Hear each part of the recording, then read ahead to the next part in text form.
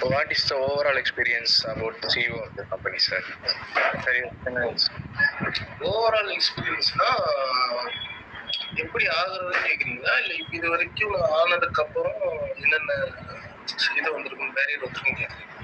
எந்த மாதிரி sir? The barriers you are containing. As a சிஇஓனா இப்ப ஒரு கம்பெனி ஸ்டார்ட் பண்ணோம்னா மேக்ஸிமம் ஃபவுண்டர் இருப்பாங்க. அவங்க தான் கம்பெனி ஸ்டார்ட் பண்ணுவாங்க. அஸ் அ சிஇஓ இருக்கிறவங்க இருக்கிற எல்லா மேனேஜர்ல இருந்து ஹெச்ஆர் வரைக்கும் எல்லாரையும் வந்து மேனேஜ் பண்ணி அவங்கள்ட்ட இருந்து இன்புட்ஸ் கரெக்டாக வாங்குவாங்க. அஸ் எ சிஇஓ என்னோட இது என்னன்னா, நான் வந்து என்னோட கம்பெனிஸ்ல மொத்தம் 12 மெம்பர்ஸ் இருக்காங்க.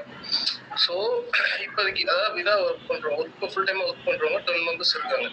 சரிங்களா? இன்டர்னாக இருக்கிறவங்களும் இருக்காங்க, இன்டர்னாக இருக்கிறவங்க நிறையா இருக்காங்க. ஸோ இப்போ அவங்க அஸ் ஃப்ரெஷராக இருந்தாலும் அவங்க இன்டர்னாக இருந்தாலும்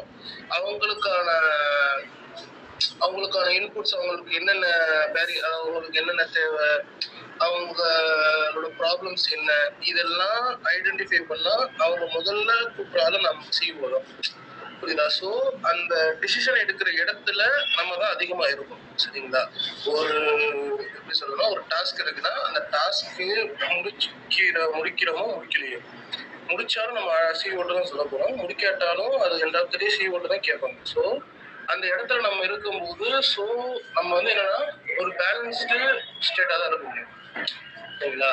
ஸோ நம்ம தான் இங்கே ஒரு டிசிஷன் மேக்கிங்ல உள்ள மெயினான ஒரு இதாக இருக்கும். சரிங்களா? ஸோ ஒரு இப்போ டாஸ்க் வருது, ஒரு ப்ராப்ளம் வருது, இல்லை எது வந்தாலும் அவங்க எண்ட் ஆஃப் த டே கேட்குறது சிஓட்ட இருக்கும்போது அந்த டிசிஷன் மேக்கிங்கிற ஒரு இதை நம்ம தான் எடுக்கிறோம். ஸோ இது எஸ்ஆர் நோ டைப் தான். ஒன்ஸ் நம்ம ஒரு டிசிஷன் நம்ம சிஓ எடுக்கும்போது நம்ம முன்னாடியே நிறைய இதை யோசிக்கிறது. லைக் இந்த டிசிஷன் எடுத்தா என்ன இன்புட் வரும், இல்லை என்ன அவுட்புட் வரும், இப்படிங்கிறத நம்மளே இருக்கணும். இப்போ ஒரு டிசிஷன் நம்ம ஒரு ப்ராப்ளம் கொடுத்துட்டாங்க, இப்போ நம்ம தான் அந்த டிசிஷன் அத்தாரிட்டியில் இருக்கும். ஏன்னா சிஓனா நம்ம தான் அந்த டிசிஷன் அத்தாரிட்டி எடுப்போம். சரிங்களா?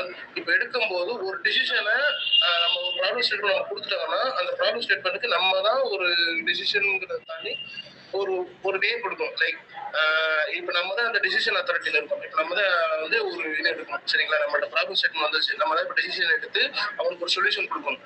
ஸோ சொல்யூஷன் கொடுக்குறோம்னா இப்போ நம்ம வந்து டிசிஷன் அத்தாரிட்டியில் இருக்கும்போது நம்மளே வந்து நிறைய விஷயத்த யோசிப்போம். லைக் இப்போ நம்ம டிசிஷன் இப்போ ஒரு ப்ராப்ளம் கொடுத்துட்டாங்க, இப்போ நான் தான் வந்து முடிவு சொல்லணும். சரிங்களா? நான் முடிவு சொல்லும்போது நான் வந்து ஒரு டிசிஷனே 2 or 3 டைம்ஸ் யோசிப்பேன். லைக் இந்த டிசிஷன் எடுத்தா என்ன ஆகும், இதோட அவுட்கம்ஸ் என்ன அப்படிங்கிறது நான் யோசிப்பேன். இல்ல இந்த டிசிஷன் எடுக்க போறோம்னா அதோட அவுட்கம்ஸ் என்ன, அதோட பிளஸ் என்ன, மைனஸ் என்ன, இதுங்கிறது ஃபுல்லா நம்ம அனலைஸ் பண்ணி தான் ஒரு டிசிஷனே எடுக்கும். நாளைக்கு நம்ம இந்த டிசிஷன் எடுத்துட்டு அது தப்பா ஆயிடுச்சுனாலும் எண்ட் ஆஃப் த டே யார் அது பிளேம் ஆகும்னா சிஓ தான் பிளேம் ஆகும். அந்த டிசிஷன் நல்லானாலும் சிஓ தான் பிளேம் ஆகும். எண்ட் ஆஃப் த டே அது ரீசன் கரெக்டா போகணும்னாலும் அது end of the day CO தான் இதாகும். ஸோ இந்த ஸ்டேட்ல அஸ் சிஓ நான் என்ன பண்ணுறேன்னா டிசிஷன் மேக்கிங்கை கரெக்டாக அவங்க எடுத்தாதான் அவங்க கம்பெனியோட க்ரோத்துக்கும் அது கரெக்டாகவும் பண்ண முடியும். சரிங்க, அப்ரோச் பண்ண முடியும். இன்டர்னா இருக்கிறவங்களுக்கு வந்து இது வராது. ஏன்னா இன்டர்னா இருக்கிறவங்களுக்கு நம்ம தானே இது பண்ண போறோம், நம்ம தான் கேஸ் இருக்கணும். ப்ரெஷராக இருக்கும்போது அவங்க என்ன ஒரு இதாக இருப்பாங்க, அவங்க எதுல ஸ்டெபிலிட்டியா இருக்காங்க அவங்களுங்கிறத நம்ம செக் பண்ணுவோம். சரிங்களா? அப்புறம் சில ப்ராப்ளம் ஸ்டேட்மெண்ட்ஸ் நம்ம கொடுப்போம். லைக் இந்த கேசஸ்லாம் நடக்குது, இந்த கேசஸ் எல்லாம் முடிஞ்ச அளவு உங்களோட இது கொடுக்கலாம், லைக் டெஸ்ட் கொடுக்கலாம், அவங்களோட இது கேசஸ் எல்லாம் பார்த்துக்கணும். ஏன்னா எல்லாத்தையும் வச்சு தானே நம்ம ஈக்குவல் பண்ணுவோம். ஸோ ப்ரோக்ராம் லாங்குவேஜ் வந்து எது தெரிஞ்சாலும் கொஞ்சம், ஏன்னா ஃப்ரெஷருக்கு நம்ம ரொம்ப புஷ் பண்ண முடியாது. ஸோ எப்படி சொல்றதுன்னா ஒரு இன்டர்மீடியட் அளவு கூட தெரிஞ்சுக்கணும், நம்ம ஒரு எக்ஸ்பர்ட் கூட தேவையில்ல. இன்டர்மீடியட், ஏன்னா பிகினிங் ஸ்டேஜ்ல இருந்தோம்னா அவங்க இன்டர்னா தான் இது பண்ண முடியும். பிகினிங்கா இருந்தீங்கன்னா இன்டர்னா தான் புஷ் பண்ணி அப்புறம் தான் ஃப்ரெஷராக முடியும். லைக் அவங்க ஆல்ரெடி ஃப்ரெஷராக இருக்கிறோம்னா அவங்க ஆல்ரெடி ஒரு இன்டர்மீடியட் அளவு தான் தெரிஞ்சுக்கணும். அவங்க எக்ஸ்பர்ட் ஆகலாம் தேவையில்லை, இன்டர்மீடியட் ஆனாலே போதும். அவங்க போக போக அவங்களுக்கு இது பண்ணிக்கலாம். ஸோ இந்த ப்ரோக்ராம் லாங்குவேஜ் அந்த சில ப்ராப்ளம் ஸ்டேட்மெண்ட் கொஸ்டின்ஸ் இதெல்லாம் வச்சு தான் நான் எடுப்பேன் ஃப்ரெஷராக. சரிங்களா? Thank you sir. Okay, thank you sir. Thank you for sharing your experience. ஓகேப்பா. எண்ட் ஆஃப் த டே ஸ்டூடெண்டா நீங்க இருக்கும்போது நிறைய விஷயத்த கத்துக்கங்க. ஏன்னா இப்போ உங்களுக்கு அதோட வேல்யூ தெரியாது. ஏன்னா நீங்க இப்போ ஒரு ஆல்ரெடி ஒரு காசு கட்டி ஒரு இடத்துல இருக்கீங்க சரிங்களா.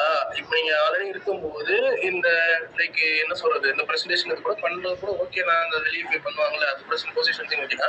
அதர் தன் உங்களை நீங்க டெவலப் பண்ணிக்கங்க. அஸ் நான் சொல்றேன், நீங்க ஒரு கம்பெனி ஸ்டார்ட் பண்றது கூட இல்ல, ஒரு கம்பெனி மட்டும் இல்ல, உங்களுக்கு பிடிச்ச விஷயம் லைக் இருக்குல்ல, எனக்கு இல்ல எனக்கு ஒரு இதாகணும், இது லைக் ஒரு கம்பெனி ஸ்டார்ட் பண்ணா ஓகே ஆகிட்டு ஸ்டார்ட்ல இருந்து நீங்க என்ன வரைக்கும் போகலாம். இல்ல எனக்கு இல்லப்பா எனக்கு ஒரு யூடியூப் சேனல் ஆரம்பிக்கணும்னா அதுக்கான வேலை என்னோட கண்டென்ட் ரைட்டிங் சம்திங் இருக்கும், அதை பத்தி நீங்க லேர்ன் பண்ணிட்டு சின்ன சின்ன இது போகலாம். ஏன்னா இந்த 4 வருஷம் நீங்க போட்டிருக்க எஃபெக்ட் வந்து பின்னாடி உங்களுக்கு பிளே ஆகும். அது இப்போ அதோட வேல்யூ தெரியாட்டாலும் பின்னாடி ஒரு வேல்யூ உங்களுக்கு கன்ஃபார்ம் தெரியும்.